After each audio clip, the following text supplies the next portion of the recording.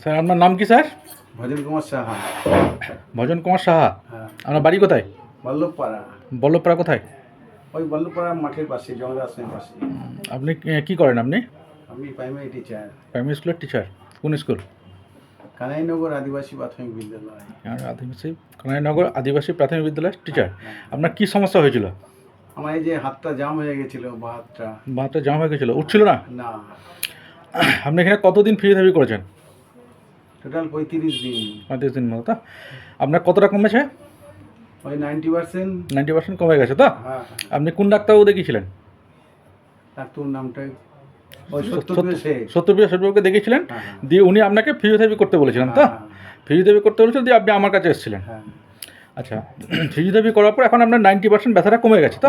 কমে গেছে। আচ্ছা, যে ব্যথাটা কমে গেছে, যে ব্যায়ামগুলো আপনাকে করানো হয়েছিল, ঠিক আছে, হ্যাঁ। সেই ব্যায়ামগুলোকে আপনি কন্টিনিউ করবেন, আচ্ছা, ঠিক আছে? এখন ব্যায়ামগুলো কন্টিনিউ করবেন। ব্যায়ামগুলো কন্টিনিউ করতে থাকলে পরে আপনার জিনিসটা যেটা আছে সেটাও আস্তে আস্তে কমে যাবে, ঠিক আছে? আচ্ছা, আমাদের এই আপনার ফিডব্যাক ভিডিওটা যদি আমরা আমাদের ইউটিউব চ্যানেল যেটা আছে স্বাস্থ্য আকু ফিজিও বলে, সেখানে যদি আমরা দিই, কোনো সমস্যা আছে? না না, সমস্যা নেই তো? না। বেশ, ঠিক আছে স্যার, ভালো থাকবেন, হ্যাঁ। ঠিক আছে? অসংখ্য ধন্যবাদ আপনাকে ওখান থেকে আসার জন্য। রাখছি।